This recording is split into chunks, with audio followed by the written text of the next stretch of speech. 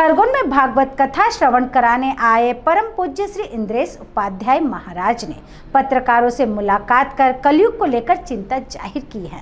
खरगोन में वृंदावन के युवा अंतर्राष्ट्रीय संत इंद्रेश जी महाराज अपनी मधुर वाणी से व्यासपीठ पर विराजित होकर श्रीमद् भागवत कथा में कथा का श्रवण करा रहे हैं। हजारों की संख्या में श्रद्धालु संत श्री को सुनने के लिए कथा पंडाल में पहुंच रहे हैं। हालात यह रहती है कि कथा प्रारंभ होने से पहले ही पंडाल में पैर रखने की जगह नहीं रहती। कथा पंडाल इत्र की खुशबू से नहा रहा है। शनिवार को महाराज इंद्रेश जी पत्रकारों से रूबरू हुए और उन्होंने सामाजिक, धार्मिक और राजनीतिक मुद्दों पर पत्रकारों के सवालों का जवाब दिया। राजनीतिक अस्थिरता को लेकर उन्होंने कहा, बांग्लादेश के बाद नेपाल के हालात के लिए वहां की सरकार और राजनेता जिम्मेदार हैं।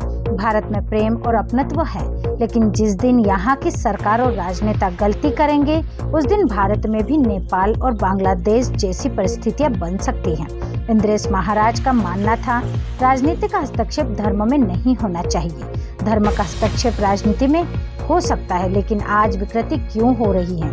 क्योंकि धर्म में राजनीतिक हस्तक्षेप नहीं होने लगा है। संत इंद्रेश जी महाराज का कहना था कि व्यवस्था राजनीति कर सकती है। कहीं मंदिर निर्माण हो रहा है, वहाँ व्यवस्था की जा सकती है, लेकिन आज धर्म जगत के लोगों को किनारे कर दिया जाता है। श्राद्ध पक्ष से पहले और बाद में लगने वाले ग्रहण को लेकर भी महाराज श्री ने चिंता जाहिर की और उसे अच्छे संकेत नहीं बताए। उन्होंने कहा कि ग्रहण लगना अच्छी बात नहीं है। पत्रकार वार्ता के दौरान लिव इन रिलेशनशिप पर बोलते हुए इंद्रेश जी ने इसे मानसिक विकृति का परिणाम बताया। इंद्रेश उपाध्याय ने कहा, यह किसी विकसित दिमाग के लक्षण नहीं है।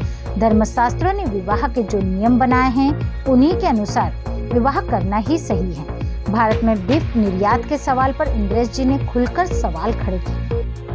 इंद्रेश जी का कहना था, जितना भारत सरकार बीफ एक्सपोर्ट से विदेशी मुद्रा कमाती है, अगर सनातनी भारत के लोग गौ मैया से सच्चा प्रेम करें और गौ को पशु न समझकर मैया मानकर सेवा करें और उतना ही धन भारत सरकार को दे दे जितना बीफ निर्यात से सरकार को मिलता है, तो बीफ एक्सपोर्ट अपने आप बंद हो जाएगा। इस दौरान युवाओं को संदेश देते हुए संत इंद्रेश उपाध्याय ने कहा कि बनो जैसे राम जी ने किया और ग्रहण करो जैसा कृष्ण जी ने किया। उन्होंने कहा कि विपदाओं से बचने के लिए गौ माता का पूजन करना चाहिए। हम गौ माता को पशु मानते हैं। जब हम इसे पशु मानना बंद कर देंगे तब उन्नति और समृद्धि अपने आप आ जाएगी। Bureau report, Khargone.